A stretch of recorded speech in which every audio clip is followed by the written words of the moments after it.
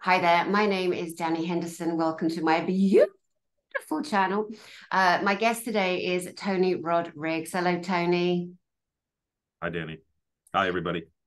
We're so happy to be here with you, everyone, in this great time of disclosure where we're disclosing through the eyes of Tony his real life experiences from being kidnapped from an Illuminati billionaire family on planet Earth here and being sold into Earth military programs, used and sold as a military asset, a child sex slave, and other horrors that he has brought back.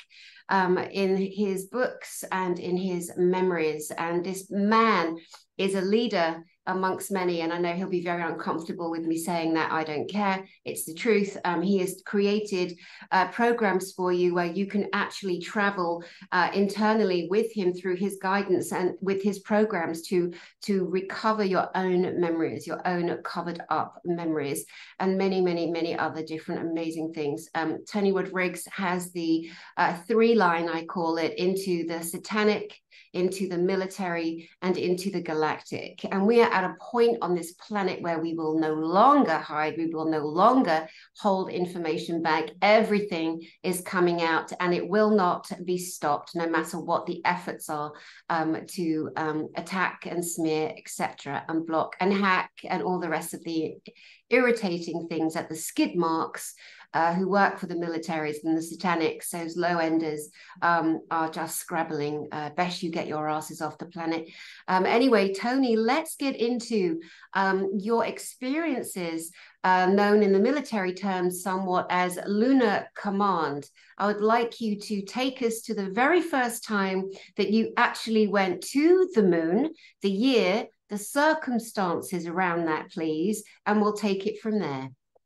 The very first time, hi, thanks, Danny, and great lead in for all that. So your passion for this is unparalleled. So it's wonderful to see that and participate. Thank you. And I My agree. passion for humanity, you know that. This is for humanity. This is for us, the human race. Don't make me The cry. whole, yeah, okay. Well, I'm not going to cry with Danny today. The whole ball of wax relies on secrecy. That's just it. Just one layer of secrecy on top of another. They keep even the people in the programs are unaware of the program above them, and so that's how they get away with it. And that's why it's important to share all this information for other people to do it too. The very first time I went was initially in '82, so I figure April of '82. So it would have been in the summer, July or August of '82, from Inyokern. From that, there was a trip to the moon that was classified. There was a ship came down, and a bunch of people met on the I hate the word tarmac, but on the airport Right. and a ship came vertically down and Tell us got what us. Inyokern is, Tony. Tell people what Inyokern is that don't know. So it's just a public airport, but they were using it. The program that I tracked it back to through the funding from the CIA, an offshoot of Project Grill Flame. So they were training kids that they believed were clones. They put them through an MK Ultra style trauma-based mind control program, and they were training them to do remote viewing and other psychic duties. And I was one of the kids, and a dozen or so kids. During that program, one of the layers of tech that they did was they came down and got us with a triangular ship, the same as a standard as what they've described as a TR-3B. I remember it had vertical slats up the side of it, and everybody was excited. We waited out, and it was hot. It was even at night. It was very hot, so it had to be in the summer. It was in the middle of the night. They woke us up, and we walked out, and there were a lot of other people there. The ship came down quietly. They said everybody was excited when they saw it coming, and it came down and landed, and they rolled up the staircase. So if you know those the old planes, the old days, like Howard Hughes, but there was always a plane. They had the stairs that rolled up to the plane, and people walked up the stairs. They had one of those, and we walked up, and there were, I didn't count. I was in bad shape at the time. To put it bluntly, I didn't count, but easily 100 people, 80, 70 people, maybe. It was a good amount of people got on there, and we flew to the backside of the moon. And when we got around the corner, they gave us a tour. Like one of the walls turned clear, and the pilot was telling us where we were and what was going on. And they told us the spiel about the building had just been finished, and that it was designed around the Pentagon. I'm pretty sure it was the first trip that we was the first trip that they did that they explained that. There were two separate trips that I did that. Years later, I went again when I was like 16. So I was 10. So 6 years in between. So the first time, and we went in to a base and came out, and they put me through. I thought it was going to be a painful ordeal, and it wasn't. There was a machine that they plugged us, me and the other kids, they plugged us into, and it had a gold looking, like a needle, like a straw, like about the size of this pen, and it was gold, and it came down and it beamed. It was like being like a dental x-ray. You know, when the dentist gives you the x-ray and he aims it and he walks out and he goes beep. It was like that, but it lasted like 3 minutes, 3 or 4 minutes. It came down and it did here and here. It went around us, and it did something that was, I could not feel what it was. And that was it. And we flew back that night. We flew immediately. As soon as that was done, they took us and we flew immediately back. And I ended up back in Inyokarn. That was my first trip.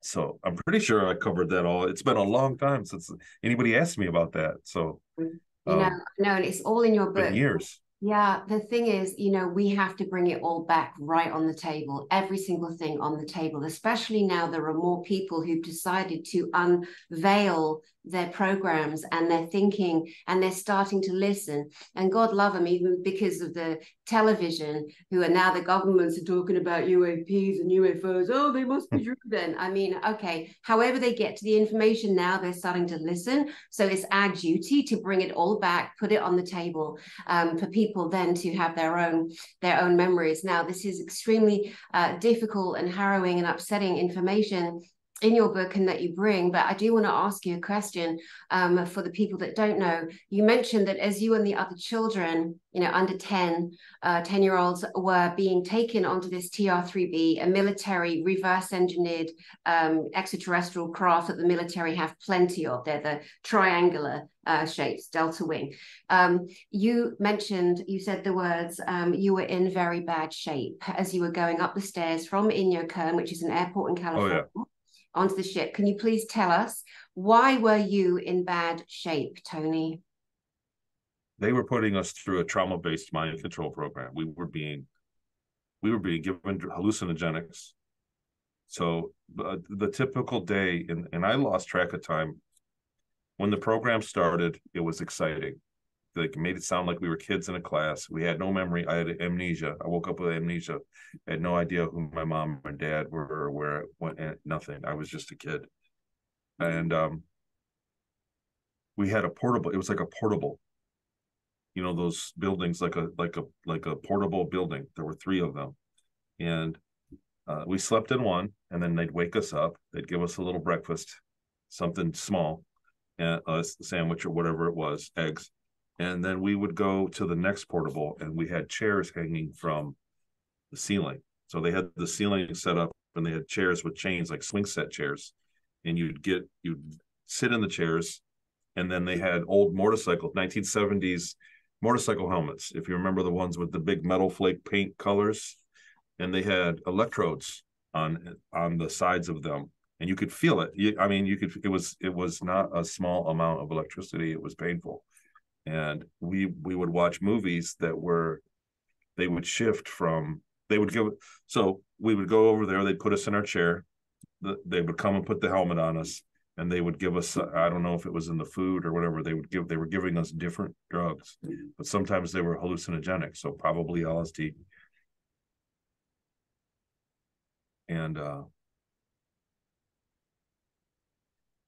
they would make us watch the movies, and the movies would alter between cartoons and murder and things that were shocking to look at, animals being butchered, and it was just shocking.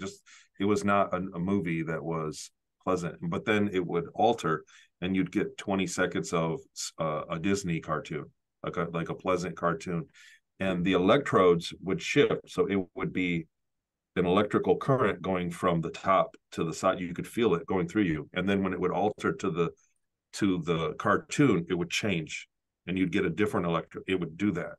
And it was automated, and it was on a reel to reel, and the movie would play and then it would rewind and start over again. And it was like 8 hours a day. It would be the same movie.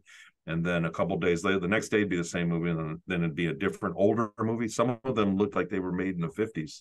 They were older and they were programming, and you knew full well, you could see words flashing like they weren't hiding the subliminal effect of it. Like there were sublims going, and it wasn't hidden well, like it is nowadays. But it was over and over again, and it was absolutely soul crushing. It was absolutely devastating to do that. In between, some days they would call us in and injure us. They would create an injury, and like I said, it was torturous. The doctor, there was one guy, the doctor that was in charge of us, he explained it. He was very matter of fact. He was frankly likable. He would tell us, he had reconciled everything for the name of science, or what he was doing, and that it was important work. It's hard to relive this. It's been a long time. But he would explain to us, look, we got to do this. This has got to happen. We're pushing technology. We're pushing science forward. You guys are important. So you have to cooperate. And if you just let go of your own ego and he would give us this like Zen stuff, like, the pain will pass. You'll be fine. If we break anything, we'll fix you. You're going to be fine. And because when we were in pain, kids were often crying on the floor in the morning when we were getting hooked up. We'd be crying because we knew what was going to happen. And his big feel was just accept it, and that's how you deal with things.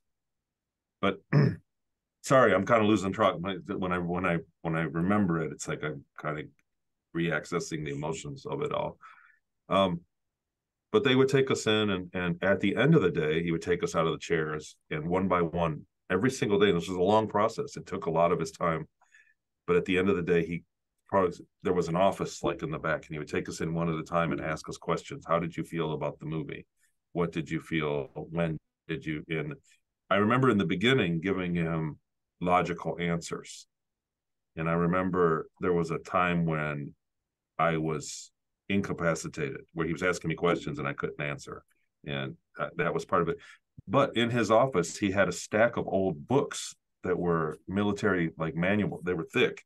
He had a stack of them, 5 or 6 of them that were very thick, that he had got, and they were, I'm not 100% sure, but they had like Nazi writing on them, like they had the swastika on them, and that was his cookbook. That was his instruction. He was following manuals. Like everything that he did to us was something that was in these books that gave him a step-by-step process. It was like, okay, today we're going to do this.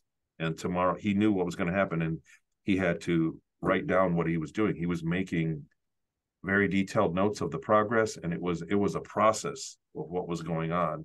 And he was doing it scientifically. And well, whatever. I don't want to get into too much of what he was experiencing. Fuck him. So I don't care about his feelings, but it wasn't easy for him at a certain point either.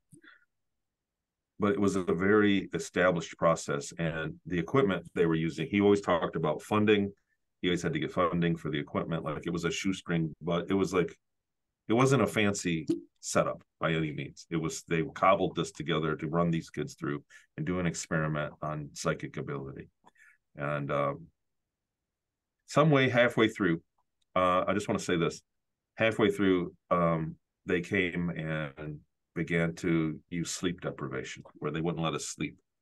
And at that point I really don't remember much of it after that, other than the very end of it. They did let us sleep, and they started to do remote viewing exercises. They would paint rocks different colors and hide them in the desert. And then we would do out of body exercises and remote viewing exercises. They gave us a cocktail. It wasn't like a drug. It wasn't a buzz, but they would give us things that we would have to drink and then make us listen to tones and then try to go find the rocks. And they got good at it. Some kids were very good at it. I wasn't super adept. And anyhow, I don't know how much of that you want to cover, Danny. Sorry. It's hard to talk about. I know it is. And I have so much love and respect for you, Tony, for doing what you do, because your information is so incredibly important. And I'm going to remind people another reason why, when we look at organizations like the WEF and the WHO, these are the people that have extracted the information from the experiments that the Earth military allowed on children, hundreds of thousands of children. They took the information, how to disassemble the human soul, the spirit, how to break the minds, how to control the minds, and they have used it against humanity, and they still are. So that is where you put your attention, Zovef and Zahu. Now, we need a little bit of a whoo here. In Britain, we tend to get through darkness using humor. When I was at school, we used to have a song, and it goes a bit like this. Hitler has only got one ball, the other is in the Albert Hall. Himmler, Himmler, and Goebbels has no balls at all. Boom, boom. So this was a reminder to the British people after World War II of the insidious criminals, the Nazi criminals. But what's happened is those particular people, monsters, demons owned by demonics and whatever, have consistently penetrated their programs. Now, one of the programs that you were tortured under was created by Mengele, the evil scientists that did terrible, terrible experiments on our beautiful Jewish nation. Okay, so people need to put these things together. You need to stop separating. Okay, it is all the same agenda. The WEF and the WHO are holding themselves up as gods. They believe they have enough information now, Tony, to completely make themselves God. I think it's called the apotheosis, where they come from man matter to God matter. They are so deluded. Also, in that layer and structuring, we have what's known as the leadership program, the WEF leadership. They call them the young leaders. Some of those young leaders are now presidents, prime ministers, senators, governors of school boards, governors of hospitals. Make no mistake, every single system is infiltrated. And we have to bring the information so people can think and can recognize that what we're sharing is in the field. It is part of your reality. And you can't unhear what you're hearing. You can't unsee what you're seeing. And if you choose to turn the other way, it's still coming to find you. It's still coming to find you. It's in all of our faces right now. But when we're moving forward as a humanity, when we reveal everything, we stand shoulder to shoulder, we reveal everything, and we continue on as we are doing. So the little sidestep there, again, to give people information, go back to source of origin, point of origin, recognize that all these militaries that you admire, I mean, there are some of the most beautiful, wonderful, incredible men and women on every level in our militaries. They're also a dark, heinous, like a shadow government and a shadow military. These are the industrial complexes, people watching, that exist, and you know it. Those of you that know it, you know it. Okay, let's go back to the moon. Let us take the second trip that you took to the moon, the craft, the means of transport, the distance, and everything else that you can give us, please. The second trip was 6 years later. So I'd been put back, finished that program, went on a trip to Seattle for a few weeks, then to Peru, then back to Seattle for a few years. So 6 years had passed. As best I can tell, and like I said, they didn't celebrate my birthday. It's not like I got a card in the mail from grandma, the happy birthday. So it was hard for me to gauge. But I remember summers. I counted the years in summers. So when the summer came, you would know. Anyhow, after Seattle, my best guess is I was 15 going on 16 right there, that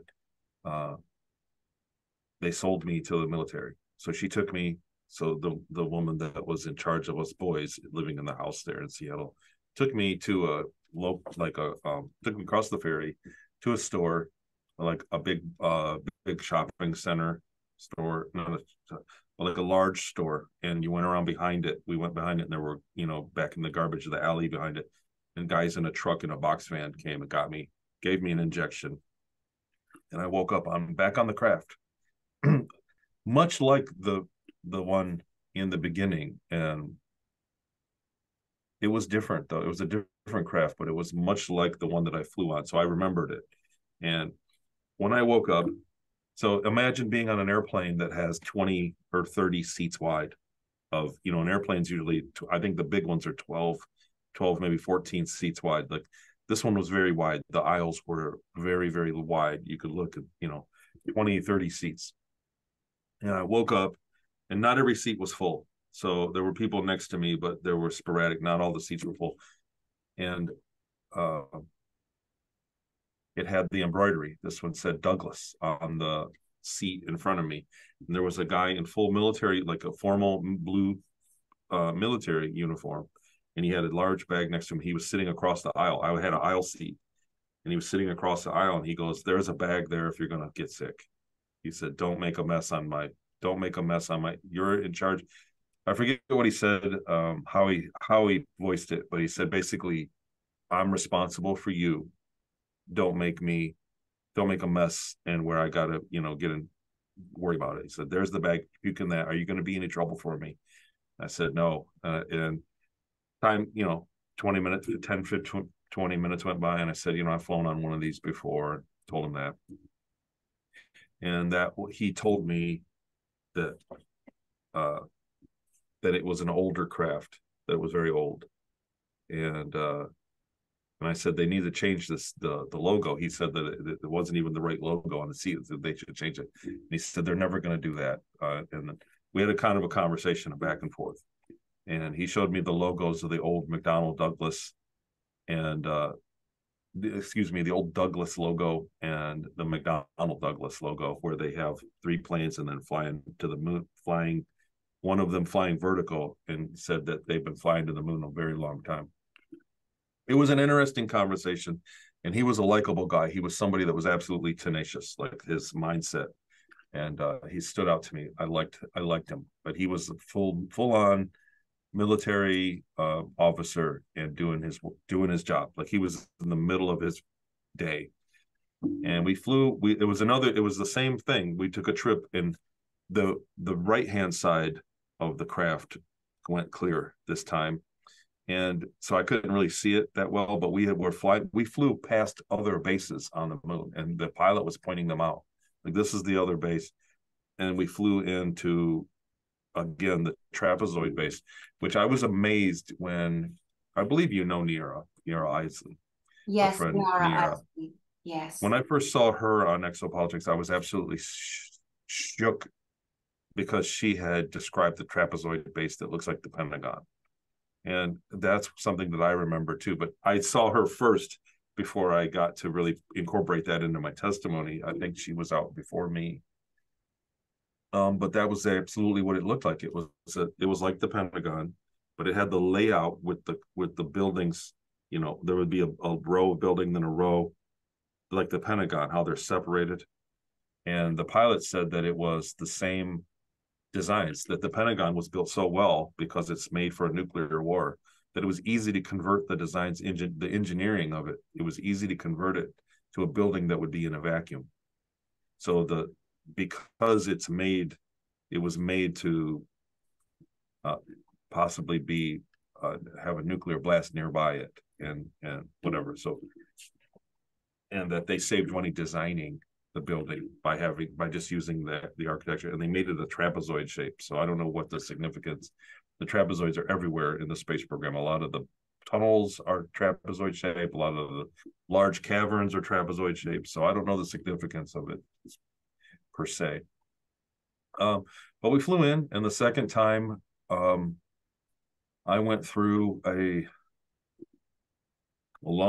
was there a long time, and I went through a few weeks of just surgeries. They kept me in a room. It was more like a cell, and they were ETs. They were taller, gray looking ETs that would come and get me in the morning and take me, and I would get surgery. They were altering me. They were there were times when they had surgery on me that was, um,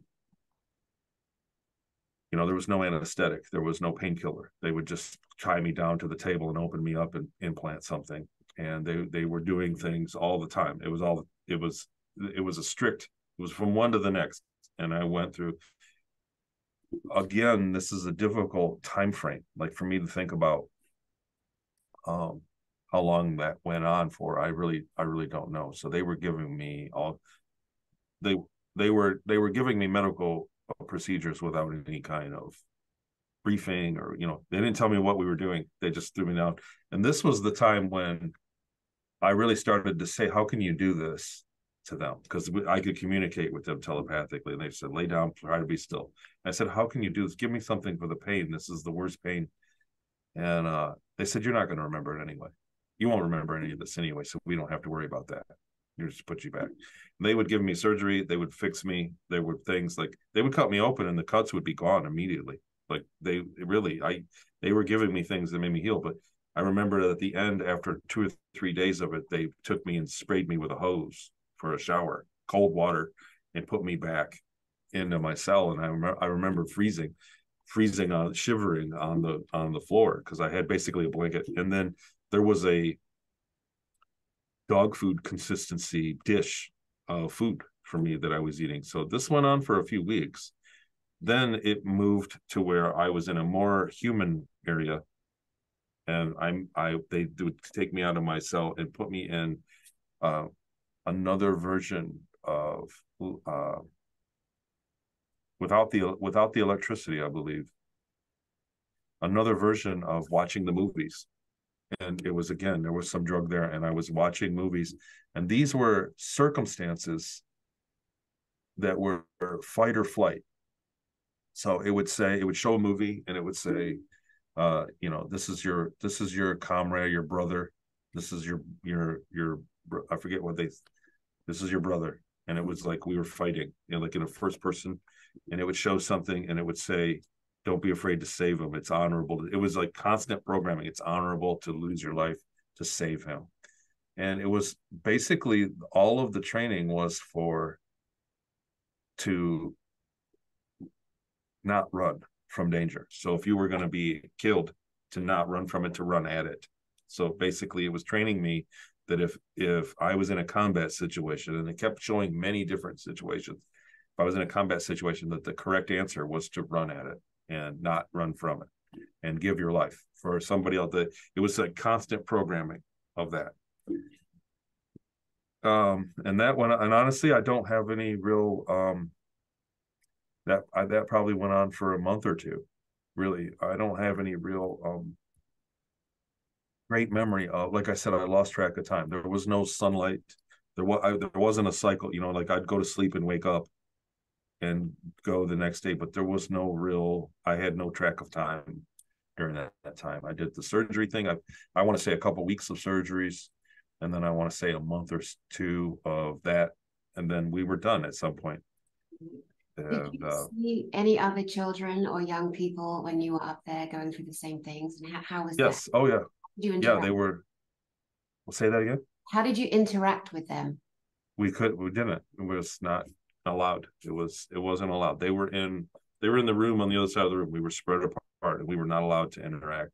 We did at the end of it. So when that training, if you want to call it training, when that was over, they lined us all up. There was a day they came and got us out and sprayed us down again and gave us new clothes to wear and lined us up. And we went back to the hangar and got on a bigger ship and flew to another base. So, and I don't know where exactly it was, but we left that base on the backside of the moon, and it was only like 30 minutes or from start to finish. And we went to another base, which was it looked older, and it was much tighter. The hallways were narrower. It was tighter, and they lined us up and said, we got off the ship, came through the umbilical. I remember, the funny thing is, I always remembered the umbilicals because when I was young, my parents we'd fly to Hawaii back and forth to see family. And the umbilical, when you get on the airplane, after you check your ticket, you do your gate, You know, you're at the gate at the airport, and you walk down the umbilical. I remember thinking, these are not sealed, because you can look and see outside. You know, like air comes in, and I was always like, how come this isn't sealed? Like, this was something that when I was a kid, when I was 12 and 13 years old flying, I thought, I I have memories of them being airtight. I always remembered that the umbilical, I was a little nervous because you knew that on the umbilical, when you walked out to the craft, there was a vacuum on the outside of it. So it was like a nervous feeling. There's a, you know, you're aware that if there's a hole poked, that all the air is going to get sucked out and you're going to suffocate. You know, there's danger. So it's like a bit of a nervous feeling. And so that trip down the umbilical always kind of, I don't want to say scared me, but it was always like something that I thought about. I was like, you know, and when I came back and I didn't have my memories, like walking onto an airplane gave me the same nervousness, and I didn't understand it. So anyhow, but they walked us down. When we walked off the umbilical, they made us line up, and we walked for a long time. We went very far. We went through elevators and hallways. There was a guy with a beret that came and got us, and they made us look down. You know, don't look up, everybody look down, and just worry about the guy in front of you. And they marched us, and eventually ended up at a hallway. And I've detailed this quite a bit, but it was a door, and they handed us a grenade. They handed us, it looked like a can of,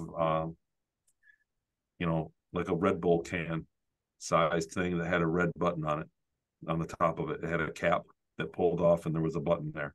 And he said, once this is not armed, you can press the button now. But once you go through those doors, it'll be armed. And when you press the button, it will immediately detonate. There is no timer. And should you have the opportunity to detonate it and save someone's life, you probably should. I forget exactly how he said it, something like that. Should you have the opportunity to detonate it and save your team's life, save your team, you probably should. And then we waited there for a few more minutes, and the door opened up, and it looked like a basket. It was about the size of a basketball court, or a gym, like a school gymnasium. It was a good size, about a basketball court size room that was concrete, and it had sand. It had a few inches of sand on the floor, like you were walking on sand, but maybe 3 inches of sand deep. And we all walked in, and there was the door shut behind us, and the door on the other end of it opened up, and a large insectoid came in, and they tested us against that. So I talked about that a lot in other interviews long ago. It's been a long time since I had to. It's funny. It's weird how that happened. I've been doing interviews coming on for 7 years now, 7 years. And I talked about this quite a bit in the beginning, but the last couple years, I really haven't. No one's asked me. Mm-hmm. But now, you know, it's, I know it's something that you've lived and something that you've put in your book series, Colony Cavalier, but we've never had more people have the opportunity to totally awake to the reality of the earth and the world they live in. So your stories are equally as important. And those who've heard them, they can just bugger off. Who cares? You know, a re-listen is actually a good thing, because people's memories, cellular memories, are now opening. But there's always the odd one that has to have a little pop and they can just leave, because we care about as many people on our planet hearing your story as possible. And those of you with big channels out there, I would ask you to all get Tony on your channel so we can spread truth, reality. I think people are so selfish, Tony, on BoobTube. They're so worried about their likes and then followers, and they won't go into areas because they're more about them. And I think if you have the privilege of a platform, use it for the good for your brothers and your sisters, is my take.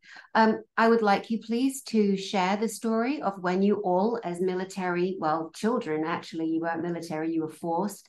You had to come face to face with a monstrous sight. Please do tell us what that was and what happened. It's in the arena, where I left off. So in the arena. It was, I remember that the top of it, so it was concrete. It was like a dark gray concrete the room was made out of, and it had military, like industrial doors on each end.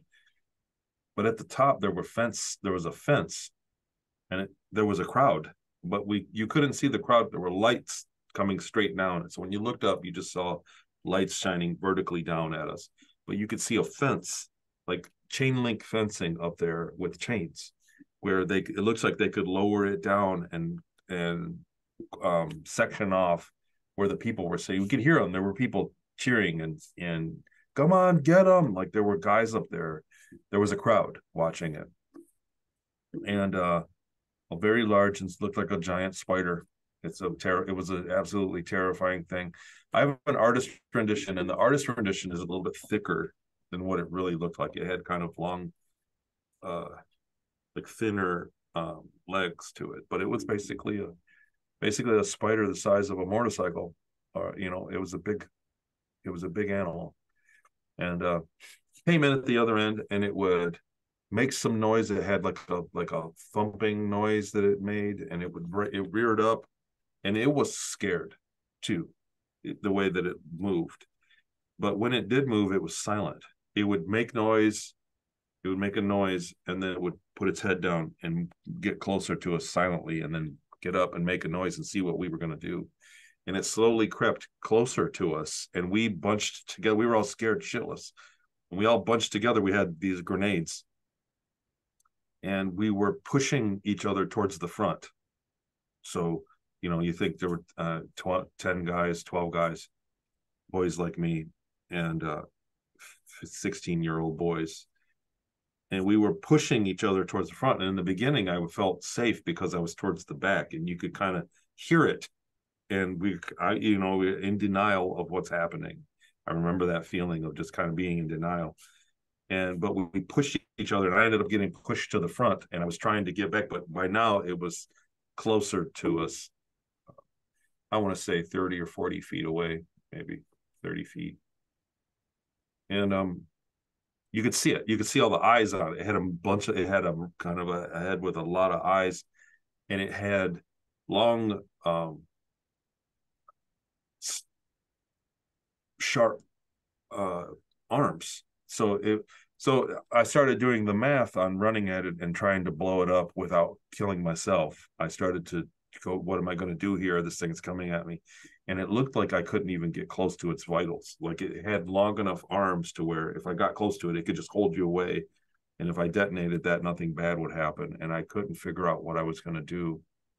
And I was summoning the courage to do it, to run at it and try to blow it. I remember thinking, like, faced with that decision, and the programming was working. So what I'd been through was that did seem like the right thing to do. And another boy did it. Another shorter, he was a skinny redheaded boy, he was smaller than me, and he ran full speed. He had the grenade, and he kept it tucked like a football, and he ran full speed at it and ran right on its head and detonated, and it blew him in half, and it blew that thing up, and it curled up and died. And immediately the crowd cheered, and we were in shock of what we had seen, the boys. And then the door opened up, and a team of 3 or 4 people came in lab coats, and they ran to the boy and put him on a stretcher and took him out. And they were immediately there. And I remember they were like, okay, guys, line up. Like that guy with the beret, 2 soldiers came in. They said, okay. And they collected the grenades from us immediately. And I remember trying to walk closer. I wanted to get a closer look at it. So I walked toward it. He said, no, come here. He stopped me, but I got close enough to see, like, half of his head was broken, and you could see the row of eyes down that it had dozens of eyes on it, and it folded up like when a spider dies, it curled up. And I was just happy. I remember being super relieved. So they took us in after that to a medical. Like we all had cots, we all had gurneys in a medical room, and they gave us a standard physical. They checked our pulse and everything, and we slept in those cots that night. They said, "You guys are here." They gave us a big meal. They sent us food, and they were all it was high fives. Everybody that walked in the room was so happy with us. We were just it for them. They were very thrilled about what was happening, and it was high fives. They were like, "This is great. This is going to work." Blah blah blah. And but I remember I was just happy to be able to sleep on a bed. That was the first time that I was not sleeping on the floor, and I slept in that cot that night. It was over too fast. They woke us up early, and I remember that I for some reason I had the perception that I was out of the dark, I was out of the woods and was going to be off to something better. The next morning they gave us a change of clothes again, and we got dressed right there, right next. All of us stood and got dressed, and they marched us to the hangar. And this was on a very big ship this time. This one was huge, and it had like a jungle gym. It had railing. So imagine being on an airplane and every third or fourth row that there was a chrome railing going to the ceiling and a bar that went across to the other row and down. It had a railing so that if they shut off the gravity, you always had something to grab. It was within reach, so you wouldn't get trapped. There was a I don't know what you call it, like a playground. It looked like a playground thing, like built over the seats, so that if you were outside of, if you were in zero gravity and you were out of your seat, you wouldn't get stuck above your seat. You could always grab it and return to your seat. It had that system. The other ships didn't. This was a much bigger craft. You could tell it was just a massive ship, and we flew to Mars. We went to Mars, and we're outside of the went to sleep that I had not remembered. But basically, I remember waking up, and we were in orbit, and this ship was empty. There were only us kids, and there were a few other young kids like us, but they were in a uniform. They were like soldiers, but they were not in the program that I was in. They were in a separate program. There were maybe five or 10 of them guys over there on the right hand side of the ship by the window, and we all sat together, but it was empty. A lot of the seats were empty on this ship, and we waited in orbit for a couple hours. We couldn't get clearance to land. We were in orbit around Mars, and they had the window open. We could see it. We could look out the window and see red planet right there. But I was not excited about any of that. I really was more scared shitless for what was about to happen. I remember being scared, being out of the last time they moved me from A to B, it went into a torturous program. So this time they were moving me from A to B, and I was thinking the same thing. And so we landed, and as soon as we landed I didn't really see what we landed in, to be honest, but it was a big hangar. And as soon as we got off the umbilical, there were soldiers there waiting. They put bags over our heads, just like in the movies. Like they put bags over our heads, and they walked us, grabbed us by the arm.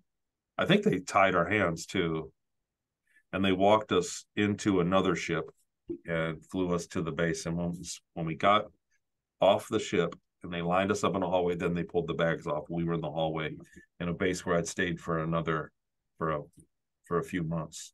For 2 or 3 months, I lived on that base, and it was on the B level. So the second level, it was like a 5-level base.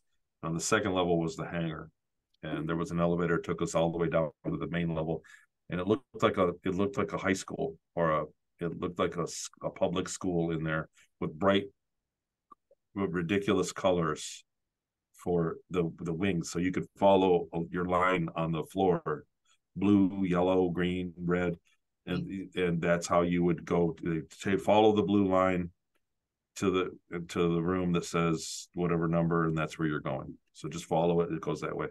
And in the center, it was kind of like in the center of that complex was the cafeteria. There was a big circular, and there was like a cafeteria, just like a high school cafeteria. And there was it was military people. There were contractors. There were guys that made it known that they were not in the military, and there were guys in the military there. So I'd like to go back a step. I want to tell people watching this too that Tony and I did a drop on my channel last week on Mars Colony. So you've just gone into it being hooded, being marched into the area that looked like a high school that was colorful and organized for you to follow, anyway, there's so much here that we could go into, and we won't. excuse me, someone's interrupting. I would invite people to go back on my channel, Danny Henderson, and look at the Mars colony drop that we did last week, which covers a great amount of detail for Tony's encounters on Mars. Tony, I'd like to ask you a question, please, about the arachnid insectozoid giant spider that you children were pitted against with your grenades. What color was it? The one inside the arena, it had like tiger stripes. It had a striped, it had many colors. It was like a pale color, and then it had a striped effect on it that were beige-ish brown colors on it. It had a tiger stripe pattern on it. And I want to say that the bottom of it was almost white, and that it had a tiger stripe pattern, and it went to a darker color on the back of it.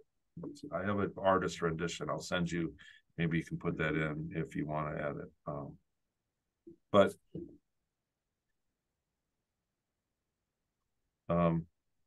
and then I want to say the stripes were like a brown beige color. So I'm a guy. I see things in standard colors. You know that we're all deficient. Men are all deficient when we describe colors. Women have millions of different.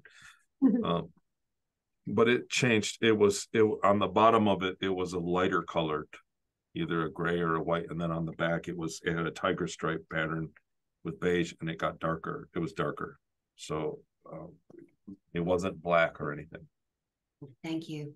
Thank you for that. It's important, again, for people to kind of bring to mind the information you're bringing to help themselves, but also to be aware this is what the military does. This is all done and approved by militaries and accords and agreements.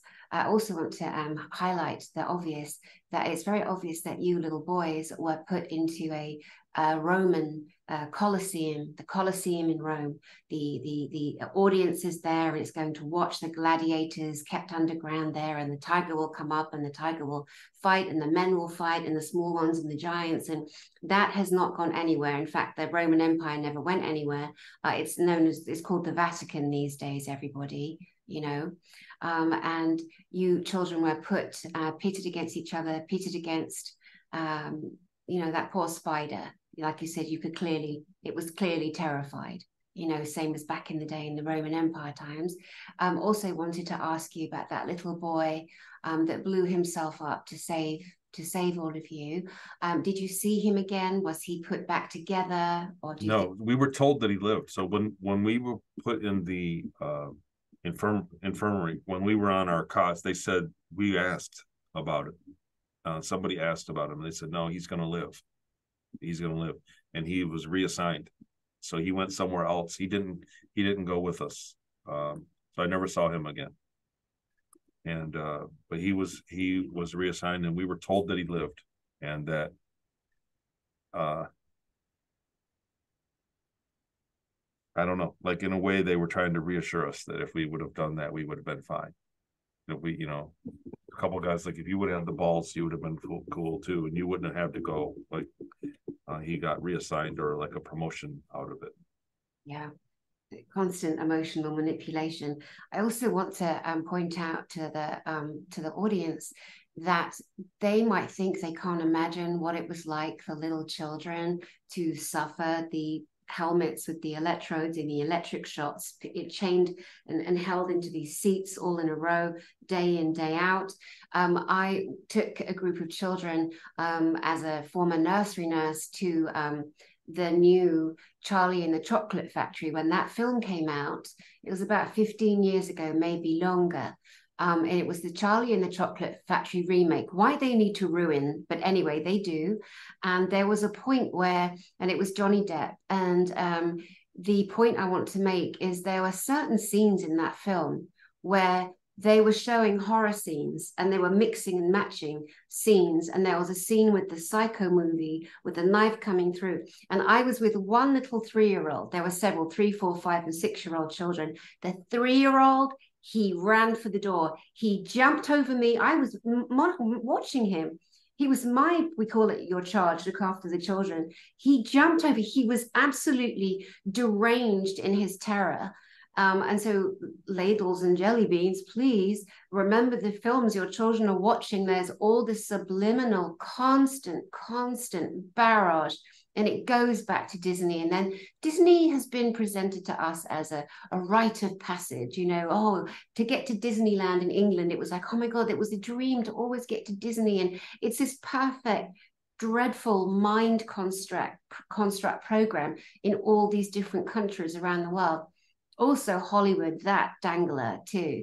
You are someone if and when you get to Hollywood, and what we've come to find out is how many horrendous things have happened. Some of the great actors we've all aspired to be have literally made deals, sold their souls, been tricked into certain things, and now all that darkness is yanked down and we're seeing everything. And so it is difficult to deconstruct everyone's belief systems, and to witness and recognize where we're all being also blocked. Even at this point of disclosure in many different systems, we're still being blocked from all standing with each other. Just to give an example, I went a couple of weeks ago to the Reawakening tour. There's this man called Clay Clark, and he's a Christian, and you know, and each to their own. I'm not religious, each to their own. And I walked into this conference, and I was with Sasha Stone. I was with my friend Kathy O'Brien, who's a survivor of the MK Ultra CIA, horrific. Her story is beyond horrific. I would put you and Kathy O'Brien side by side, in terms of the information that you've brought from the deepest, darkest levels of how this world has been set up. You and Kathy O'Brien stand in my mind, as those people who have revealed so much more than we could ever imagine. Of course, there are many others, but I know both of you. You're both friends of mine. I believe you, and this is why we're doing this. So I walked into this event, and there were 5,000 people there. Now, we've been programmed largely, fat people, fat white people, fat white Christian people, fat white slobby Americans with their giant Slurpees. So we're programmed to ridicule those people. We're programmed, oh, they're on their pills, they're all addicted, they're watching housewives, you know, shows on TV every day. They're this, they're that, they're Christians, oh my God. They're Trump lovers, you know, they like Trump. Oh, that must mean right. Yeah. Ooh, you know, and people need, or not, it's your choice. But we don't have any more time for the drama. We don't have any more time for the negative Nellies, all attacking us, all trying to say we're doing this, we're doing that. If you can't recognize programs, there's nothing we can do to help you. I walked in to this arena. There were 5,000 people there. The majority of them were white, overweight, unhealthy. Why are they in that state? Because they've been systemized and programmed and fed by their governments. They've been programmed. They've been physically, bioorganically attacked. All of us have. But this massive group of people, oh my God, Tony, it gave me such hope. It's such hope. They were on fire for humanity, on fire for love. And yes, they had motivators too. They loved Trump, and I couldn't care less. I don't care. It's all about us. It's not about Trump. It's not about politics. It's about humanity. And then you've got to again look at the next program. We're programmed in religion. Oh, there's Jesus. Well, I put a couple of things on my Facebook recently, a bit of a social experiment, but also very passionate. And I said on my Facebook, so when I was a little girl, and the very first time I saw Jesus hanging on the cross, it disturbed my mind. It was a mental attack on my psyche, on my heart, on everything. And I know that millions and millions and millions of other little children who, when they see that image of Jesus on the cross, are equally disturbed. When you disturb and you put fear into a child, that is the beginning of the control and the programming, as you well know, Tony. So I said on my Facebook, I really don't want to see any more Jesus Christ images in churches, hanging, frightening. If he's the king of the world that some people believe in their religion, and that's lovely, why is he depicted in this way? Now, people became unhinged. They're quoting the Bible because they're programmed. They're not thinking straight. What is wrong with saying the benevolent Jesus Christ deserves to be shown as a loving, powerful being? He deserves to be shown in a picture or, but people are like, no, you have to do the. So I'm not mocking Christianity. I'm just inviting people, look where you get triggered. And if you want to attack the person bringing information, inviting you to think, look at that too. Are you so programmed that you can't allow yourself as a fully grown adult with your own mind to sit and think about these things? People were insulted, people were offended, and that's fine. I don't know them anyway. So they all left, and that's great. It makes more space for those that do want to grow. The second thing I did, when I went to the Reawakening tour, I posted photos of the people I met and played with and hung out with, absolutely wonderful, loving humans that love humanity. They are equally as passionate as us, you and I, Elena Danan, Michael Sala, Alex Collier, Jean-Charles Moyen, for example, in revealing the true history of our planet. Okay, and they're working in, say, Christian, religion, American, and they get put into another box. I posted pictures of me with Sasha Stone and Kathy O'Brien in the back of our cab. I posted pictures of me with the beautiful Mel Kay. I posted pictures of me with a guy called Boone Cutler, who works with General Flynn. General Flynn was there as well. And all these people that saw the photos suddenly got triggered and decided, oh my God, she's jumped sides. Now she's no, I'm just a normal human being. I'm just Danny. I'm living my life. I'm pushing myself forward with passion and love for you, for humanity, for me, for Tony, for everybody, pushing against the systems that have enslaved us. And if people cannot let themselves just take a deep breath. Why are you angry? Why are you angered? Why are you triggered? Oh, you heard something about Sasha Stone. Where is the proof? Where is the evidence? Where is the real evidence? If anyone you've heard of, oh, so-and-so said this about so-and-so, where is the proof? You have a photograph of somebody years ago standing with someone. Years ago, we thought the World Economic Forum was a good thing.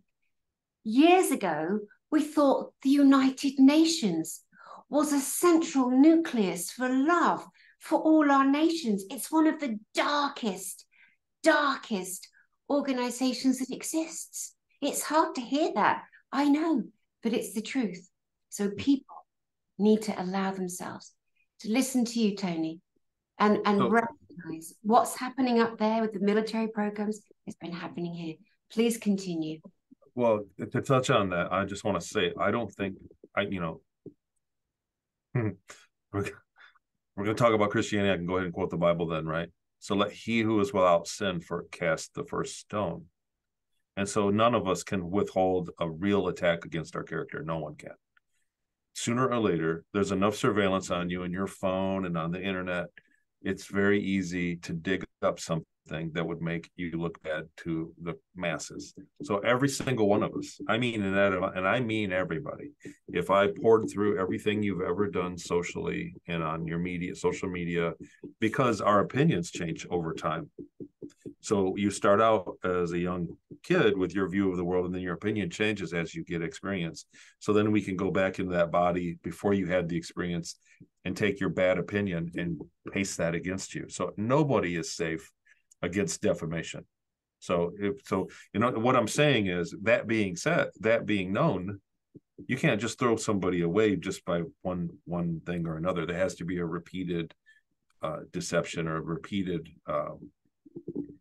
infringements on what makes a person, what they're doing, what their agenda is. So individually, like everybody that's coming publicly, I do have to say, well, Tony, you have an agenda. Yes, I do. I want to not go to the grave with all this information, with what I went through being a secret. Like, I want people to know that this exists. There's a military infrastructure on the back of the mountain. There's a military infrastructure underground. They're doing things that are radically advanced. They're purposely keeping us in the dark about a lot of technology, and there's a lot going on. And then off-world, we are there. Off-world in the solar system, there's a galactic community. There's a huge community. The stars are incredibly populated with other beings, other systems, other social societies. So there's a lot for us to learn. There's a lot more. We are part of a larger existence. And so that's my agenda. But everybody's got something, and you can't just throw the baby out with the bathwater on a lot of information. That being said, there are also people that are coming with fake agendas too. So because it's the old divide and conquer. That's what you're seeing. That's what you're talking about. It's the divide and conquer. Every time you say something, people are perking up to make you look bad, to confuse the audience, so that people divide and conquer. They go, well, it's just this, and it for a large part works because people are so without time to keep researching. People just glance at media nowadays and make up their mind and move on without the research. So you just have to be a steadfast in searching for this information, accessing this info that we're putting out. So I'm not the only one that is talking about the moon and Mars and the space being populated. So I don't have a better word for it. We've beat the terms to death, the secret space program and all of these things. Yeah.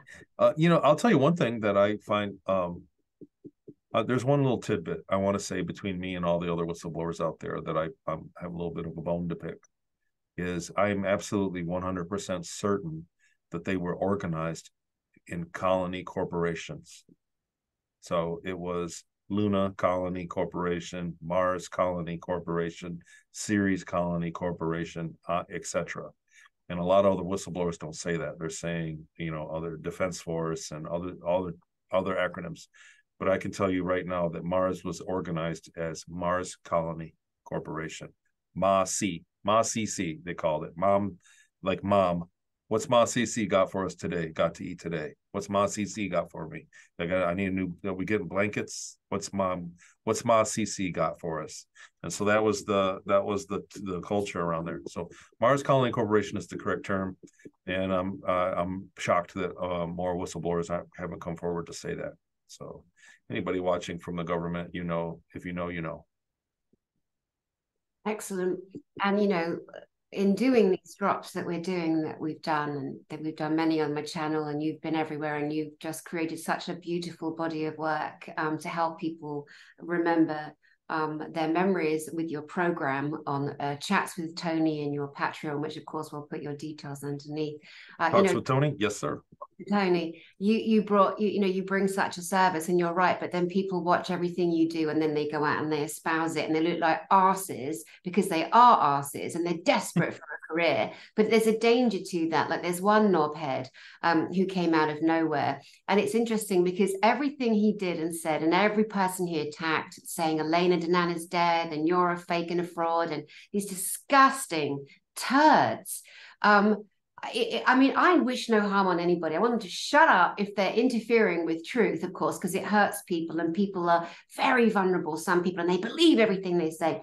But this boy in particular, boy, is he getting life handed back to him, the awful things he did. And lying about a marital situation and a desperately ill person, and it's all lies and it's all coming out and much more besides that. And we've just got to move on. Don't hang back and get in the gossip, guys. Just keep moving forward. They're the 2D B-roll people, I call them. They're deliberately harming you guys. They're harming you guys. They're making up stories. They're espousing the most evil things. Of course, if I read something on someone that had murdered children in Lahaina, let's say, which somebody said about me the other, and shame on your ass. It's just so evil that people, if I read that, I'd be like, oh my God. But then I would use my brain and I would think, and then I would do some math and I would do some research. But if you're that stupid that you hear one thing and then you go, oh, let me join this gang, let's all gossip over here, then bye. 2D people, B-roll people, that's where you get stuck. I have no time for you. You have hurt so many people, so many great people, and you still do. You're determined. But just know your time is up. And for the rest of you who are using your minds, who are reading with your hearts, who are really trusting in, because it comes down to this, Tony, there isn't another person beside any one of us that we can rely on for the truth. The truth is only going to come from us, from what we decide to perceive and believe, for what we give ourselves permission to know that we've all been so terribly wrong about so many crucial things that we were programmed are part of our survival, part of our life force energy. And now we know, oh my God, they were the 2D B-roll people. And we, humanity, we are the creme de la creme. We are the most amazing organic technology, amazing, beautiful beings. And even many, many of our star brothers and sisters, they envy us. They envy our ability to emote, to feel love, to do the things that we do, to travel through the pineal, to use our energy frequency. We are that special. So no wonder a few turd burglars want to enslave the planet. And to recognize who the murderers are, recognize who the dark ones are, look Bill Gates in the face. Can you imagine, Tony, some twat who just happens to have a few billion took it upon himself to try and blot the sun out? I mean, the ludicrousness thought of that. Like, really, if we think about that, some man actually went ahead to try to blot out the sun. Who does that? Who in the world? This planet belongs to all of us. Who does that? He did that. He's done that. Others have done that. What are they spraying? It just shows a disconnect. Yeah. It just shows a huge disconnect on a certain level. But they don't have the right. I didn't give them my permission. They didn't ask me. So therefore, you're fired. Bye-bye. Off you go. Everyone needs to do that. Everyone needs to take their power and say, oi, oi, what do you think you're doing? Go away. Who do you think you are? You know, you're bringing back the levels of truth from the moon and Mars and Ceres, as other of our friends do. And you are sharing the darkness in some humans, a small group of them, who, oh, look, I just did that. Oh, what's that? That's a 666 sign, you know. Yeah, no. So they'll take a picture of that and post it and say that you're a member because you just said okay. They're the retards, the 2D, two-dimensionals. I could name them all. And the B-roll people, that's what they do. They take photographs. Imagine, Tony, what you've gone through, your horror, your struggle, your everything. You've had to relive those memories. You sit on this channel and you give it to us. And yet there are dog ends out there that come and do that. And they take pictures and they say things and they discredit you and everybody. People, it's time. I see what's going on with a lot of other people. I think that my information came out at a certain time, and it's about the impact of the information that you're sharing. It is directly relative to the amount of attack. And so when we see what Elena's going through and because of the nature of the information being in real time. So she's giving us info in real time. So she's getting the brunt of the attacks because that makes the most difference. So my information is historical. So what happened to me was a long time ago. And so I still get it. I still have a share of attacks, and but nothing like what she's going through and nothing like what other people are going through. We're starting to see it really ramp up. I got to say, since last year's GSIC, since your conference last October in 22, the attacking has really ramped up. And so a lot of people are trying to sort out what they can from the information, and or just want a piece of your, why? Because there's been a lot of fake conferences that promote fake information, the dissipation, the information that's supposed to dissipate. So somebody gives an info that goes in this direction, and they present information that goes in other directions so that you're too confused to know what the truth is. So they're not stopping the truth from coming out. They're burying it under half-truths and misinfo. And so your conference kind of blew a lot of those out of the water, and we're seeing them really pivot. We're seeing a lot of them pivot and try to really turn up the volume on their BS that's come out. Yeah. And so, you know what I mean? And I'll take it as flattering. People in the audience are not stupid. So you got the thing is, we look at, like, when you're talking about some of these people that are crazy, that say things, the crazy things, like, I don't even want to quote half of it. Yeah. They're a very small portion of the audience. We're talking about hundreds of thousands of people that are tuning in, that are aware of this info. And so you get, out of those 0.5%, that's enough crazies to do a lot of damage. And so that's kind of what we're dealing with right now. But the crowd, the average human isn't stupid. and they see what's going on, whether you and the other thing is a lot of online now, we know it's easy to whip up an AI bot and make it look like a lot of people agree with something when they really don't. And so there's a lot of technology that people are unaware of that we're up against in the social media world and in what we're doing. So just dissipation of the info is the standard game.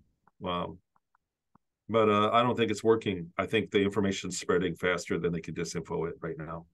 Well, there's too many people that have come out, stepped out, and told their truth and given evidence and proof, and then corroborations, and validations. And so it gets to a point where we the mass have overrun the minute, but the minute were the ones who are running. And yeah, people say, take no notice. And of course, it's absolutely so easy to say that. And to a point, it's right. But also it's to point out too, that people that believe everything they see and read create danger.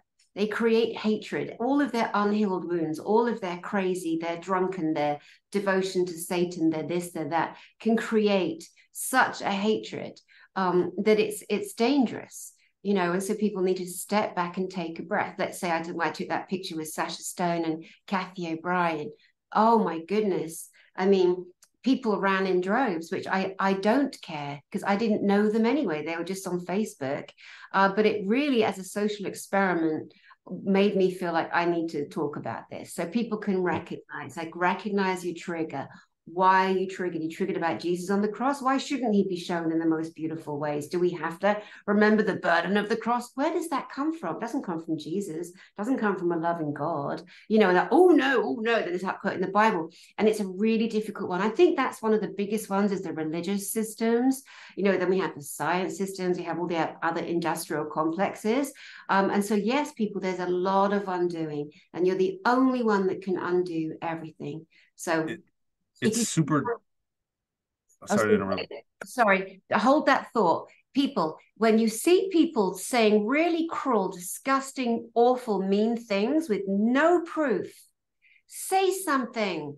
If you see something, say something. Stop just scrolling on. You wonder what's your mission. You want a job to do. You want to be part of disclosure. Then step in. Don't allow it. People are getting harmed by lies, Okay, please continue. I do a lot of posts on Facebook. So I'm active on Facebook and on a few other platforms, but Facebook has the bigger crowd for me. And it's super disappointing sometimes when I post things that it doesn't matter what I post. Really, it doesn't matter what I post.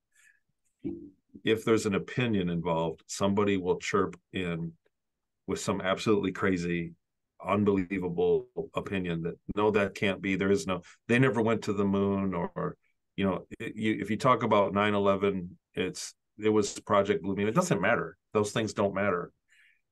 It's what I'm saying. They've obscured the facts with all these things that are not part of the point. The reason I put any kind of post on is to get people thinking, to think outside of the mainstream box, because the mainstream is presented. Colleges have presented this is reality and that's it. Anybody that says anything else is a fool. And then the mainstream, the political realm and the science realm and even the spiritual realm has all got a trough for you to only think in, and anything outside of that you shouldn't think. And that's kind of my goal when I repost things, is to say, look, there is something real outside the trough of what they want you to think, and I want you to think about other things. But someone always chimes in and has with the counterpoint that is absolutely ridiculous, like as if it matters. It doesn't. They have us fighting over whether it was a hologram that hit the tower or if it was a space-based weapon. That doesn't matter. The tower got knocked down by our own people for a result to pass the Patriot Act and to begin doing other things. That's the point. It doesn't matter how it came down. But they have you bickering over these irrelevant points to where you don't acknowledge the real lesson there is that they did it to themselves, and that was us, and it kicked off a huge loss of our own liberties, of the rights we once had. And so I just hate to see people confused. Like I said, it's a small portion of everybody that's seeing everything. Most people have a good grip on everything that's going on. Yeah, most people use their emotional intelligence, which is great. And again, I've been saying lately, same as you, like if people want the biggest example of how they were scammed and lied to, 9/11 is it.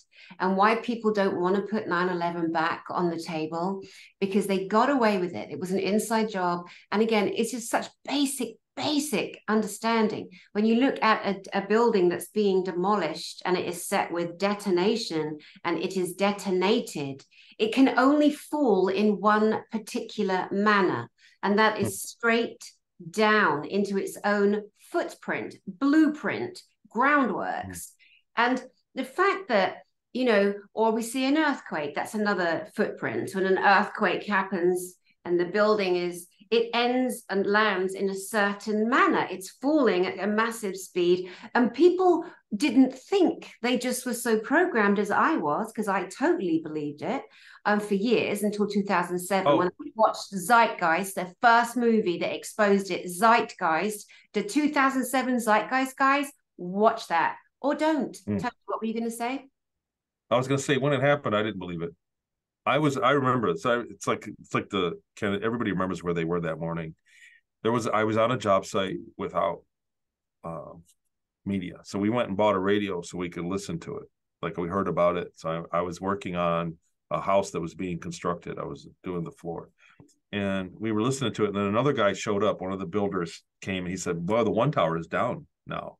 And I went, what? He said, yeah, the plane hit it and the tower collapsed. I was like, that doesn't make any sense at all. How can it knock the whole tower down? It's like, you know what I'm saying? I could see part of it fall, or like the top of it break off or something, but the whole tower wouldn't fall down. That doesn't make any sense to me at all. Like, at that moment. And then when the other tower went down, I went, oh, wait a minute, something's very wrong here. This isn't right. Like, just intuitively, that's not how engineering works. That's not how planes have hit towers in the past. They never fall down. So right out of the gate, and this was, long ago, I was maybe at heart never trusting the official narrative, but I was kind of into the news back then. I was kind of still had faith in the system in those days. And I still, right out of that, there was so much red flags out of the gate. I don't want to get too far out of the subject matter, because we can talk about these things all the time. The idea is that there's a very real effort to dissipate our information about what's going on and our testimony. So it's very real and it's really ramped up. I imagine it'll get worse in the years to come, for one. And they wouldn't do that. They wouldn't bother dissipating our information if it was not real. So all it does is benefit us, I'm so happy that the books got out when they did. Yeah. But there's more to come. I mean, there's a lot of projects. There's a lot of things you and I are both working on, and others. We're not the monopoly here. There's a lot of people working on some really good things for all of us, and some real information that's going to get us out. That's going to push things farther than what we're getting. I put my youngest daughter in college, and kind of seeing how that works nowadays. And college is, I don't want to say it's obsolete, but it's not what it once was. So there's enough information. You have access to information you don't need to for what you intend to do. It's not absolutely necessary like it used to be. So but there's a very real control of information, and I think that's one of the very first things. That's the silver bullet, is teaching generations as they come up real information, solid information. You teach them how to behave. They've taught us how to misbehave. They give you one thing with lacking, and then they give you a breadcrumbs into the wrong direction. So kids, that's what everybody did. That's what everybody did growing up. They went to school. It was lacking what they needed. So kids found it elsewhere, and then they provided drugs. This was the 80s and 90s, and then bang, there were drugs everywhere, because school was lacking real social instruction, real spiritual instruction, and real instruction. They just you learned something in junior high, and then you learned it. They just replayed it all through high school to keep you busy. They didn't give you there were so many things they could have done with school that they didn't growing up. So that's going to be the focus. That's the change, and the silver bullet around everything is kind of making things making things accessible to people, to raise people brilliantly. So I don't want to go off too much on a soapbox, but I'm saying this is something that we can fix ourselves. This is something that will have that will pay very much the investment, the pennies we put into it, it will pay greatly. Teaching kids as they grow up and teaching people and giving them access to real information, which is what we're doing right now. We're talking about the space program. If you listen to this info about these colonies in space and how they're trading with other extraterrestrials, that right there, just that 2 sentences changes the way you think about everything. When you go out at night and look up, it'll change the way that your mind works. And so just that's 2 sentences. We're already up there. We're already trading, and there are extraterrestrial civilizations all over. 7 out of 10 stars as an Earth-like world. 7 out of 10. So when you look up, this is not in science. This is in a school book. You can debate me all day long about it. But just thinking about that, when you look up at night, it's going to change the way you think. And little things like this can change the way we think. There are spiritual things, teachings. Everybody wants to guard information. And it's been a little bit they went a little bit heavy-handed on it. So information needs to be made accessible. Spiritual, social, and technical information all needs to kind of come together and work together. And this is the one thing I think that can change it all for everybody. Like it's really, they're playing on our confusion because they've withheld information. So that's the fix, is to share everything. Absolutely. Bum. I got a couple of questions for you, mate, on the Lunar Command situation. I'd like to know if you ever set foot on the moon itself. No. Okay. So no. So when we pulled in the one big ship, I did look out the window in the hangar. And the hangar had people standing on the floor it was a giant room that was vacuumed, that was in vacuum. So there was no air. And there were ships lined up, little triangle ships along the wall. And there were vehicles. There were like big semi-truck looking vehicles with tracks and other things in there. And there were people in suits, environmental suits out there. When I looked out the window, imagine when you pull up at the airport and you see the baggage guys. There were guys out, they weren't doing baggage. They were very kind of it was a very big place. And they were kind of off in the distance, but it was in a vacuum. And everything outside of it was dark. But anyhow, that was as close as I got to the outside of it. At the very end of my stay, right before they put me back at the end of my 20 years, I did get a procedure on a corner office that had a window that looked out onto the surface of the moon. But other than that, no, I was never on the surface of the moon. I was inside a structure the whole time. Okay, so when you looked out of that window and you saw the actual outside of the moon, what did it look like? And did you see daylight and nighttime? What did you see out the window? It was nighttime. So they told me that the sun was going to come up in, I want to say 18 hours, but it was like a long time, 12 hours or something. That the sun did come up and it was on a weird schedule for the backside of the moon, that it had just gone down. It was dark, and I saw kind of like a mountain line, what do you call that? Like a mountain of hills in the distance, a mountain range in the distance. I could just see the silhouette and see the stars, and so I couldn't really see it was dark. It was nighttime when I was there, but it was definitely the backside of the moon. Right. And you were advised that the sun goes up and down, as in the reflection of the sun can hit the back of the moon. Did anyone ever tell you that they saw a light, like daytime on the moon itself? Because we've only ever been shown. Yeah. Thank you. Please speak. Speak to that. Yeah, no, the backside of the moon gets sunlight. So it does. I don't know the schedule, but it's a weird schedule. But it did have, it's not like the Earth where it's always spinning. So it's going around the Earth slowly. And when it does get in between the Earth and when we see the moon in daylight, the backside of the moon has sunlight on it, basically.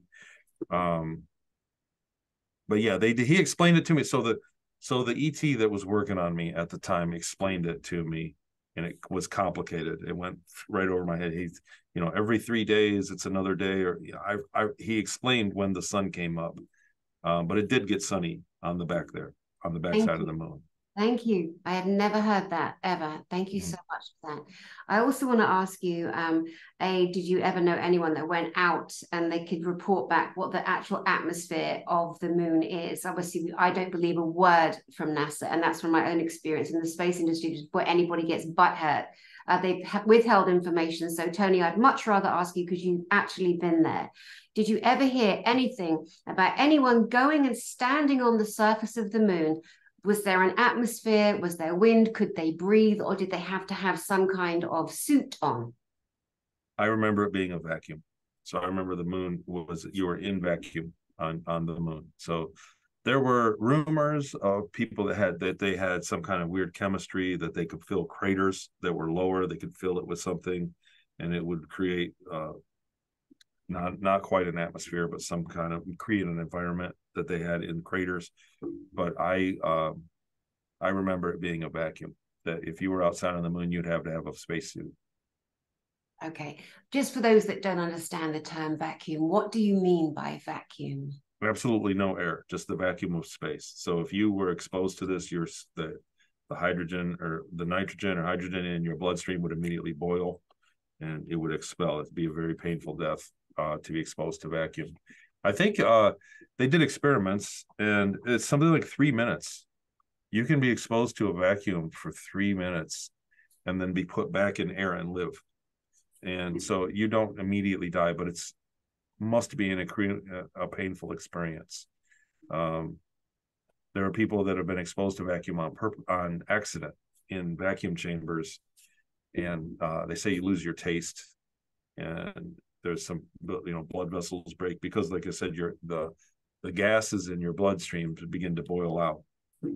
But a vacuum is where there's absolutely nothing. So that's space. There's nothing. There's no air in space. The atmosphere needs gravity, which needs mass, size, which creates a round body. When there's enough mass, it all establishes into a very round shape.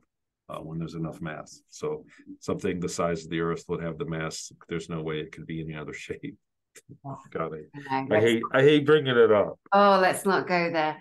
Yeah. Secondly, my darling, I'd like to know, do you know what fuel was used or is used to power the TR-3Bs or any of the other craft? I mean, we know with planes, they use kerosene, petroleum, different kinds of lubricants and propulsion fluids like that. But what is your understanding of what fluids, if any, are used in the craft that you are flying? So on the TR-3B, it's a mystery to me. I wrote on it. I never really had anything to do with it. When I was working on the first craft on Ceres Colony, there were radioactive and very corrosive fluids like acids that they were using in the power system. I know because we maintained them. We maintained the valves and the pipe system that they went through. So there was nuclear power, put it that way, on the early ship that I was on. The second ship that I was on had a different power system that was compartmentalized. That didn't really mess with the rest of the ship.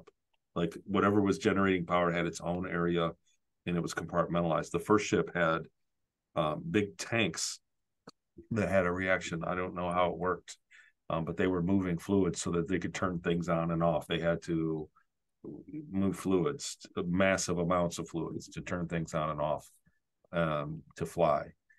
The second ship was leased from an ET species. So there was a species that built the chassis of the ship with the engine and the power source, and everything else was naked. And the Ceres Colony purchased it or traded for it, whatever. And then they brought it there. And then over the course of 6 months to a year, they had fitted it with human systems.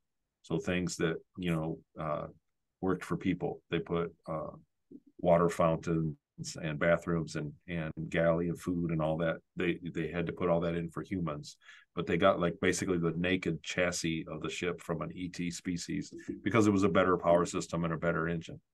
And that's how they did business. A lot of those things happen. So there's a lot of trade going on between species. And that's what I remember that they had done. The power system is a big deal. So that was ultimately the technological I always say it like this, like free energies, you can have free energy, but what are we talking about? Free energy to charge your cell phone, free energy to power one house, or free energy to power a city, or free energy to power 20 Earths. You know what I mean? How much free energy are we talking about? And so these ships in a small space, the output of power is what matches one ship versus another. That's the whole point. And they all do the same thing, the same technologies, but some of them have more power output and do it better. So the military ships, the battleships had great power output. They had several of these generators or power plants. They had several of them to have great power output. And I was on a cargo ship or a trade ship, and so it had less power output. And that was what the class of spaceship was. And so some ETs, they roll up and they have just a much better, just have you completely outgunned with power output. So that I remember that was the race for the craft. The big deal was all about power output. Okay. I also want to ask you, in terms of Lunar Command, can you tell us what colors the uniforms are, and what are the signias? What are the symbols or signatures of the ranks that are running the moon? Feel free to draw and hold it up for us, please, because we want everyone to know. So I don't remember a lot of those, to be honest. Like that was something that I didn't really pay attention to. I want to say that a lot of the guys were in a navy blue, and a lot of them were in a gray uniform, a light gray uniform. And there was a soldier, there were guys that were in like a camouflage, like your standard camo. There were people that were dressed in different things. I remember the soldier with the beret had camouflage on. And I want to say it was like a brown gray camo scheme, not green. But it's funny, I've been asked that a lot. I've been asked, what do the uniforms look like all the time? And it's kind of like, to put it in perspective, when you say we went to the shopping mall, what did everybody wear? What were the clothes like? You go, well, I don't really pay attention to that. Like some people were in jeans, some people were. So that's kind of like after a while, I, didn't care about the uniforms. On Series Colony, I had a jumpsuit that I wore, a gray one, a light gray one. And I think mine got darker gray as I got promoted. And the guys in the cargo bay were in light gray, if I'm getting that reversed. But I think I got a darker gray one, a little bit lighter than this color, that I wore with jumpsuit, and then it had insignias on the shoulders. And I don't think it had it here. I think it was on the shoulders, and right here it had an insignia.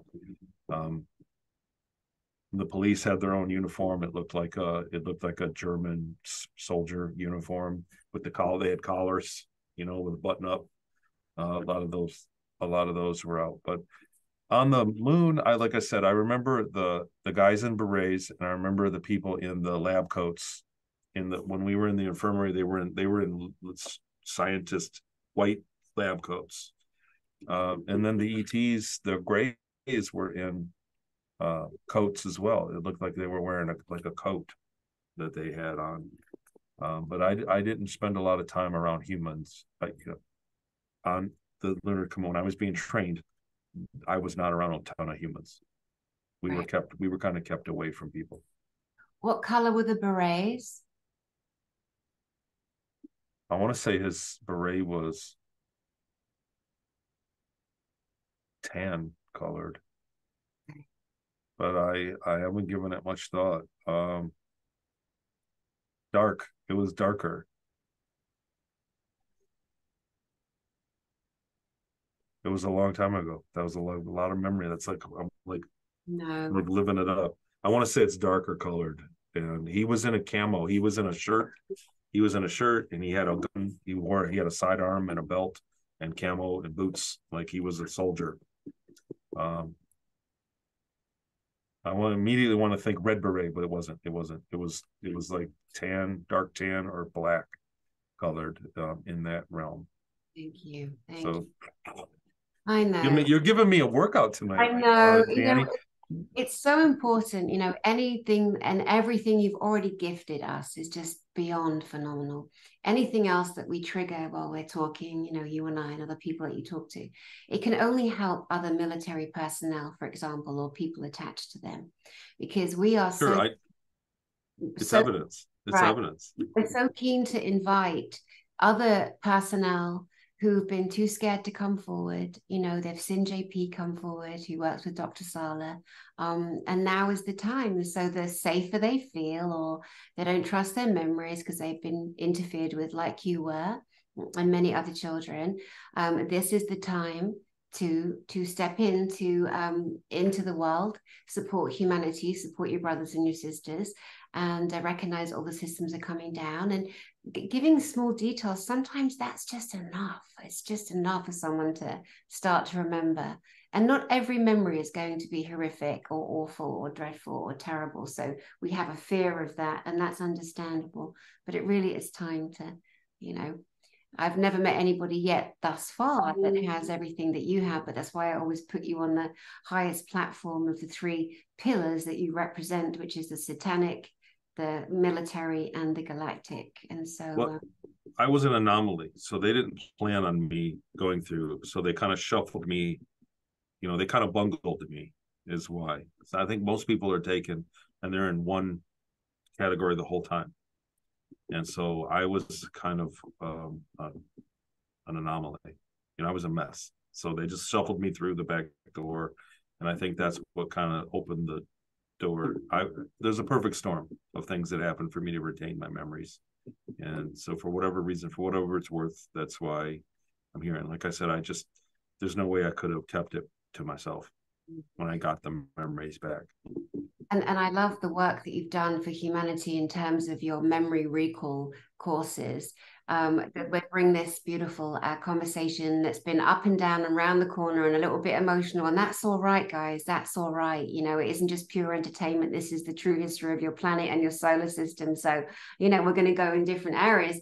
But could you bring the conversation to a close, but share with people a little bit on what they can do to help themselves retrieve their own memories safely and securely? So yeah, thanks, Danny, for that. No, it's not uncommon for people to see an interview like this for the first time and go, oh, wow, oh, holy shit. I think I went through that too. That explains a lot. I've always been battling these fragmented memories, and I think I've been through the same thing. And so they go, oh, God. So there's a real moment there. And I think a lot of people are watching, searching for this information because they have fragmented memories. And the idea is with you have fragmented memory to access more. So how do I get my memories back is a big thing that comes up. Of course, eventually you're going to end up at a hypno-regression recommendation from somebody. But you should get hypno-regressed. And we're seeing there's a real problem. I have a real problem with people that get a regression and the regressionist tells them that, oh, you were a super soldier and you were this and you said 65, 20 and backs and you were a Liran and you were in the war of this, whatever. They give these people this whole construct of history. You can't get that from somebody else. You can't. You have to regress and it has to come out of you yourself. If anybody tells you something that you remember, it's not you remembering it, period. So you can't go. And then these people come in, they're polluting the situation. Hypnoregressions are more like a permanent thing, and it's a big deal to access your higher self and get a hypnoregression, QHHT or whatever it is. So the quality of the regressions is not the same. It's like getting a tattoo. You can get a really good, amazingly photo realistic tattoo artist, someone that's gifted at it, or you can get a crappy tattoo that you regret. And hypnoregressions are the same way. It depends on the artist. So my chorus is something that works before a regression. I'd say it's more of an exercise, whereas a regression is a surgery. Mine is a therapy, like an exercise, like a light exercise. And because I landed on that, trying to get more memories of things that were mundane. I remember the emotion. Long-term memory ties to emotion. That's how long-term memory works. So the long-term memories that don't have an emotion of, like somebody asked me, well, when did you get your hair cut? How did you brush your teeth? And I said, well, I should remember this stuff. And I came up with exercises and it worked. And I got my memories back. There's a way to kind of work out your long-term memory and then relax it. and then work it out and relax it. And then after a while, it works. It does. And it doesn't, you don't have to be an abductee. It can work with any long-term memory. Trying to remember what happened on your 16th birthday. You can use my memory course in those exercises and get the memories. So you can access memory because it's all there. It's all, we remember everything. It's all there. It's just a matter of training yourself to access more. And anyhow, that's what it is. It's a set of exercises. And if you have one fragmented memory, if it's a real memory, there's more to it. You can remember more. If it's a dream, if you dream that you're walking on a beach, you can't remember how you got there. There's no car ride there. You appeared there in the dream. If it's a memory that's been repressed, you are walking on a beach, you should be able to remember the car ride, how you got there and when you left. And so you can work on what happened next, And so these are exercises in the memory course that help you pry those out. And it works. I've had a lot of success with it. It's amazing. And the other work you're doing too with your groups, your Patreon groups, and your teaching remote viewing, and you've had extraordinary results, haven't you? The students are just having amazing results. I do want to cover more of this. I'm going to go into this, and I want to start actually advertising it.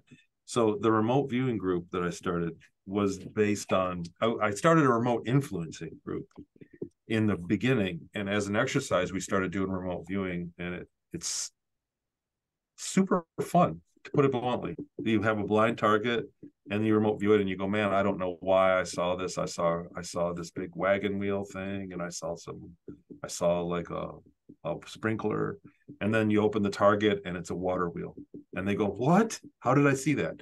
And so that feeling of remote viewing is what the group does the most. It's a fun thing, and you're getting in touch with your intuitive voice. There's a voice that has the correct answer, and your mind creates a lot of overlay that has the wrong answers of fear and doubt pop up, but you have a voice in there that's got the correct answer every single time. And that's the idea of remote viewing, is getting to know what that voice sounds like. So you're remote viewing the target. You got, I got this one wrong. I got nothing. It's because you were listening to the interpretive overlay, the wrong voice. And when you do the instant and do it correctly and you get the target, you know what that voice, the correct voice, sounded like. And so learning that is really more important than spying on anything. It's not about that. It's about learning that voice.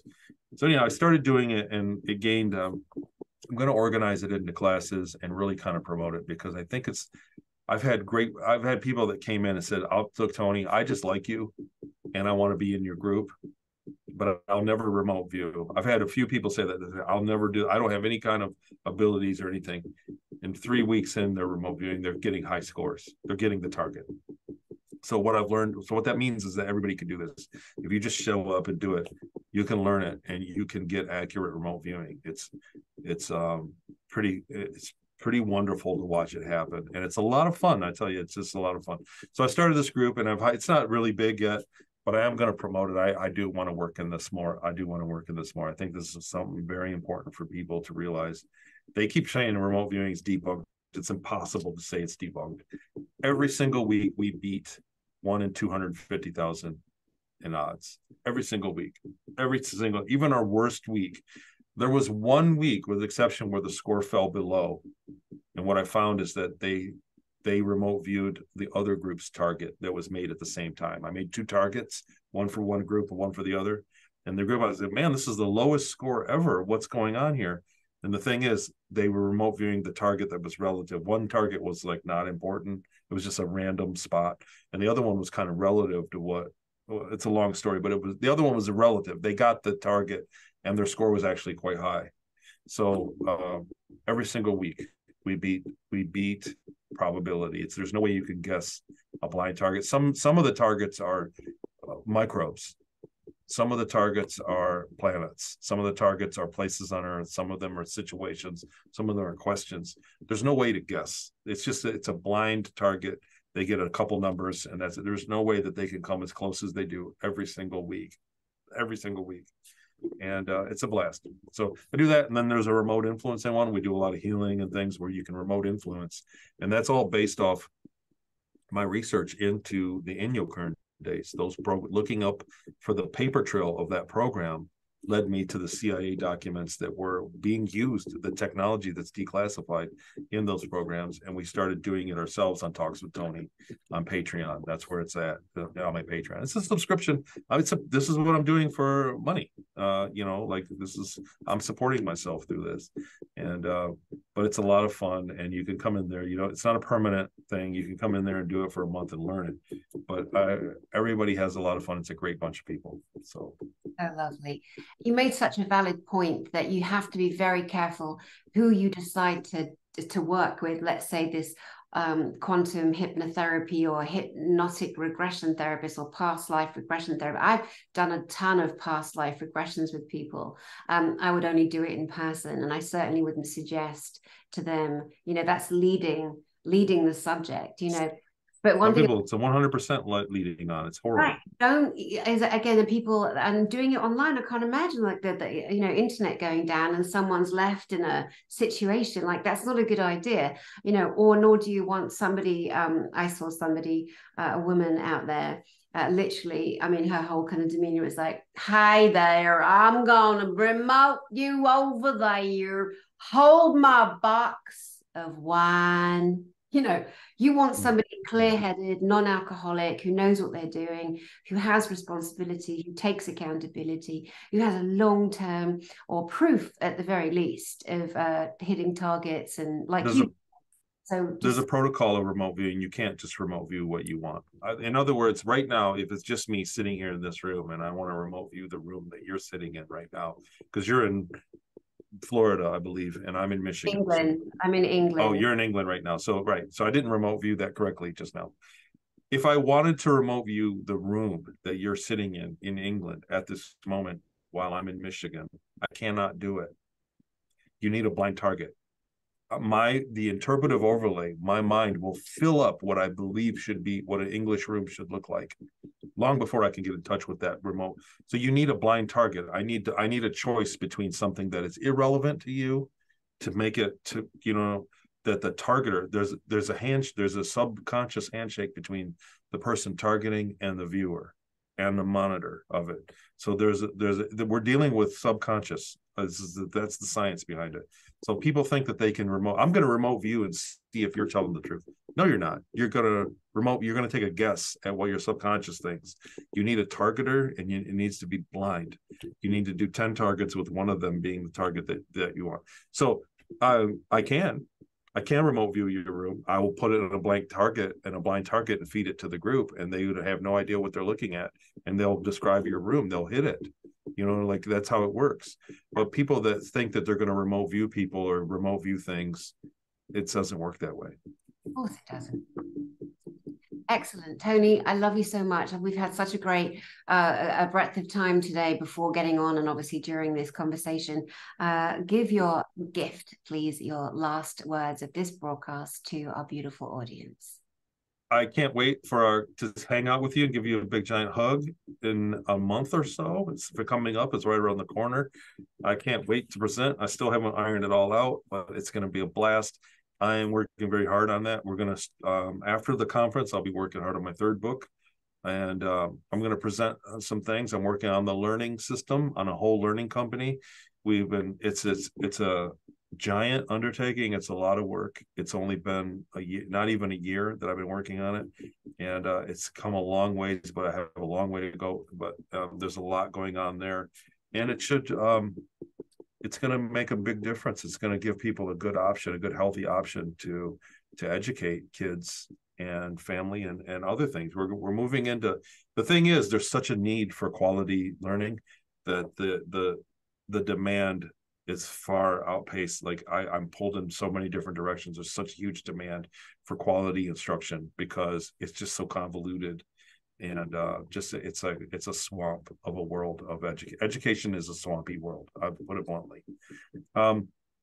but I'm working hard on that. That's kind of like my main project that I work on every day. And then I do the other stuff that talks with Tony. I'm kind of living off that in the meantime while I launch these things. And so that's what I work on. I'm going to present on a little bit of all of it at GSIC. And what it's the last year, all I got to do is talk about what I've done in the last year, not in the 20 and back years. I don't really have to touch on any of that, but I will, because I am going to cover my latest book project, Star Maker, at GSIC as well. But I want to touch on as much as I can. This last year has changed my entire life. The whole world's changed. And it was started at GSIC. So at the last conference, the Galactic Spiritual Informers Connection, that conference changed my life. And so I'm heading into this next one kind of with this time I kind of got my, I kind of have an idea of what kind of vibe I'm in for. It's a much different vibe there. So I can't wait for that. And like I said, I'm working on talks with Tony, and I'm covering the remote viewing and the kind of that tech because there's a lot there. That's what I've been on lately. And that's it. Beautiful. Thank you. Thank you, Tony. It's always a joy and an honor to have you and sit and listen to your massive body of experience, knowledge, and true real reality of going on and off planet. Brilliant. And to you lovely viewers out there, thank you for being here. Thank you for sharing time with us. It is important that each individual person gets their own perspective on their own life, their inner life, and the life they want to live. Because we all do indeed have a choice in that. My name is Danny Henderson. I send you my love, and I will see you soon.